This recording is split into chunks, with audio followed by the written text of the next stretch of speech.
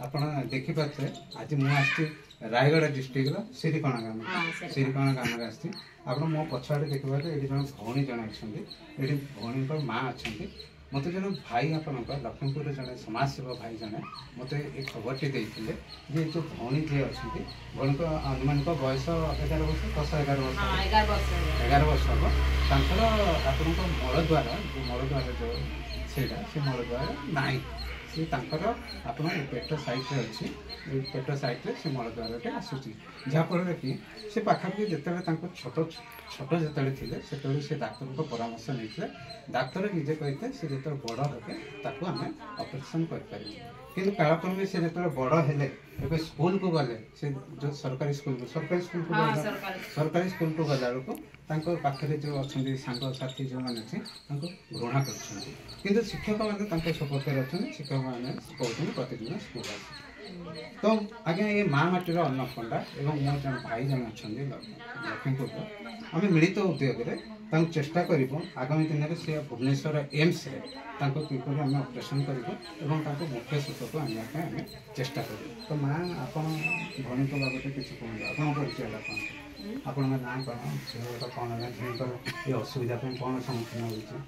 ଯେହେତୁ ମୋ ସାମ୍ନାରେ କାନ୍ଦି ପକାଉଛି ମୋତେ ବହୁତ ଖରାପ ଲାଗୁଛି। କାନ୍ଦ ଲାଗୁଛି ସାର୍, ମୁଁ କହିପାରିବି ନା। ଆପଣ କହିପାରିବେନି? ଦେଖନ୍ତୁ ଇଏ ଜଣେ ମୋ ଭଉଣୀକୁ ମୁଁ ପାରୁ ପର୍ଯ୍ୟନ୍ତ ଚେଷ୍ଟା କରୁଛି ଏବଂ ମୁଁ ଓଡ଼ିଶା 4.5 କୋଟି ଜନତାକୁ ମୁଁ ଆହ୍ୱାନ କରୁଛି ଏ ଭଉଣୀଙ୍କ ଅପରେସନ୍ ପାଇଁ ମୁଁ ତ ମୋର କିଛି ଆର୍ଥିକ ସାହାଯ୍ୟ କରିବି, ଭଉଣୀଙ୍କ ଅପରେସନ୍ ପାଇଁ ମୁଁ ହାତ ଯୋଡ଼ି 4.5 କୋଟି ଜନତା କିଛି ଆପଣ ସାହାଯ୍ୟ ବି ଯଦି କରିବେ ତାହେଲେ ଏ ଭଉଣୀ ମୁଖ୍ୟ ସତ୍ୟକୁ ଫେରି ଆସିବେ। ଏବଂ ଦେଖୁନାହାନ୍ତି କେତେ ସୁନ୍ଦର ଭଉଣୀ ଜଣେ, ସେ ଆଗାମୀ ଦିନରେ ପାଠ ପଢ଼ି ତାଙ୍କ ଯାହା ଡ୍ରିମ୍। ଭଉଣୀ ତୁମ ବଡ଼ ହେଲେ କ'ଣ ହେବା ପାଇଁ ଚାହୁଁଛ? ହଁ ଦେଖନ୍ତୁ ସେ ନିଜେ ନର୍ସ ହେବା ପାଇଁ ଚାହୁଁଛନ୍ତି, ସେବା କରିବା ପାଇଁ ତାଙ୍କ ମନୋବୃତ୍ତି ଅଛି। ତ ଆମେ କ'ଣ ପାଇଁ ତାଙ୍କ ସେବା କରିବା ମନୋବୃତ୍ତିକୁ ଆଗେଇ ନେବା? ତ ସେଥିପାଇଁ ଏ ମା ମାଟିକୁ ହାତ ଯୋଡ଼ି ଆମ ସମଗ୍ର ଓଡ଼ିଶାବାସୀଙ୍କୁ ପ୍ରାର୍ଥନା କରୁଛୁ ତାଙ୍କ ଅପରେସନ୍ ପାଇଁ। ତାଙ୍କ ଆପଣଙ୍କ ଏଇଠି ଆପଣଙ୍କ ହଁ ଠିକ୍ ଅଛି ଆପଣ ଏଇଟା ହେଲା ତାଙ୍କ ମଳଦ୍ୱାର, ଏଇ ମଳଦ୍ୱାର ତାଙ୍କର ହେଉଛି।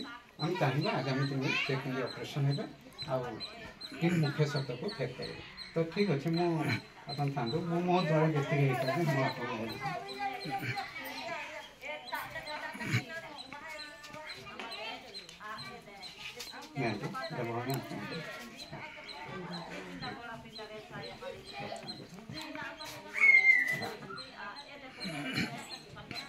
ମୋ ଦ୍ୱାରା ଯେତିକି ହେଇପାରିଲା ମୁଁ ସାଧାରଣ ବୁଝୁଛି, ମୋ ଦ୍ୱାରା ଯେତିକି ହେଇପାରିଲା ମୁଁ ଏତିକି ହେଇପାରିବି।